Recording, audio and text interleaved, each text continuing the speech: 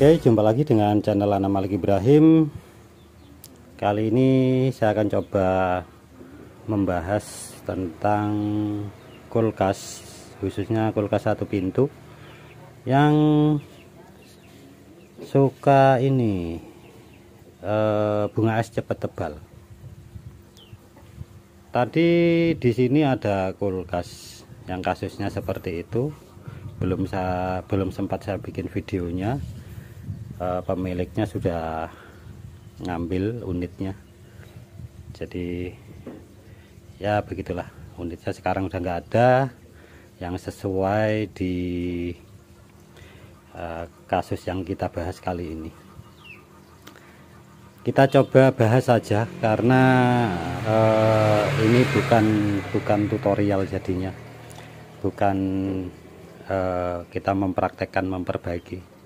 Saya di sini coba untuk menjelaskan saja. Seperti itu. Ini kulkas yang kemarin nyala tapi nggak dingin, sudah kita kerjakan, sudah kita ganti pakai kondensor eksternal seperti live streaming 2 hari kemarin. Seperti itu. Jadi di sini saya gunakan kulkas ini saja sebagai contoh.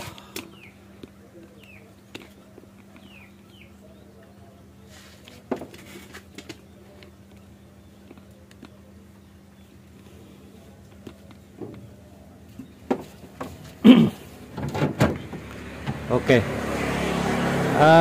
kulkas yang biasanya tebal di atas sampai ke bawah sini, sampai rapat bunga esnya. Bahkan kalau sudah terjadi seperti itu, untuk bikin es batu saja prosesnya cukup lama, tidak secepat saat bersih seperti ini. Kalau bersih seperti ini lebih cepat jadinya, cepat membeku seperti itu. Nah, untuk solusi dari kasus-kasus itu tergantung kerusakannya di bagian mana. Kalau misalnya pintu kurang rapat, jadi di sini terlihat biasanya pintu kurang rapat, karet-karet pintu kurang rapat. Ini juga bisa menyebabkan bunga es cepat tebal. Nah, tidak rapatnya pintu itu seringkali dikarenakan masalah di engsel, entah di engsel bawah atau atas, tetapi yang paling sering ada di engsel bawah. Engsel bawah sering keropos, akhirnya anjlok.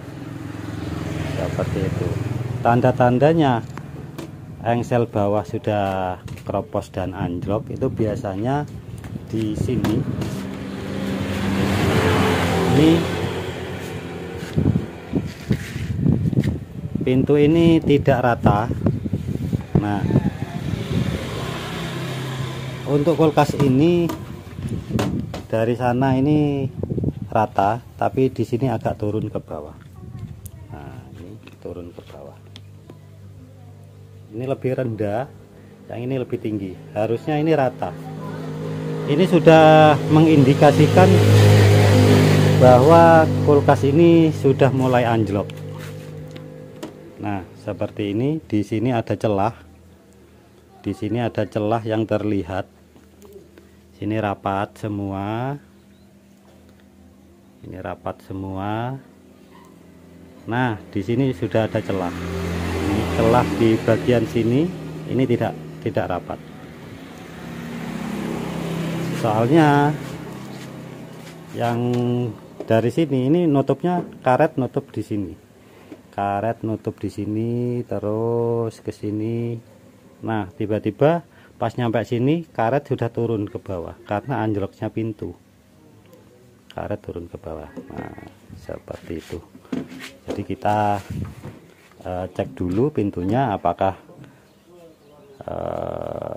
anjlok apa enggak. Jadi kalau pintu ternyata sudah rapat, tidak ada masalah dengan pintu, kemungkinan masalah penempatan dari kawat termostat.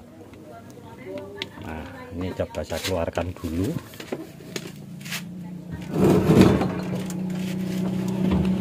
Ini saking bekunya di sini jadi es batu ini.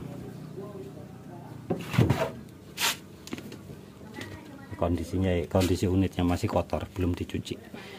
Jadi termostat di sini, kawat termostatnya ini kadang-kadang terlepas, seringkali terlepas. Kita kalau misalnya kondisinya terlepas, coba kita pasang kembali ke tempatnya. Di sini pasti ada tempat untuk naruh kawat termostatnya.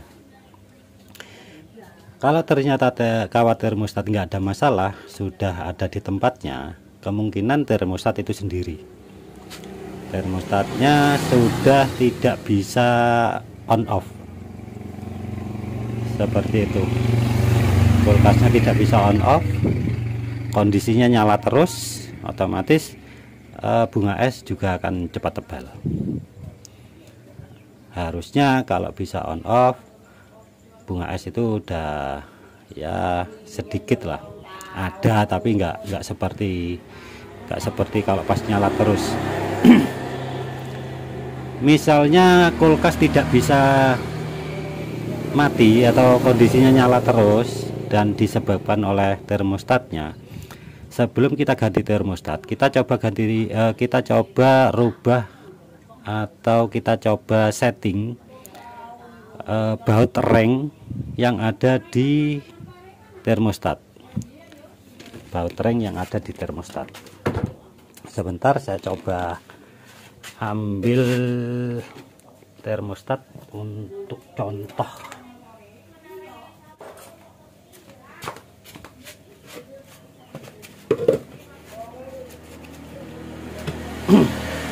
Oke, jadi seperti ini bentuknya.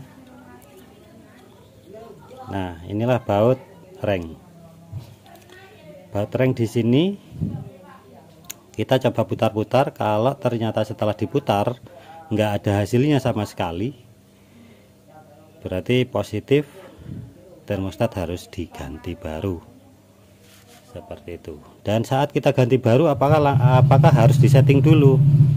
Jangan dulu, jangan disetting dulu. Kita pasang dulu ke unitnya, kemudian kita coba apakah nanti perlu disetting atau tidak.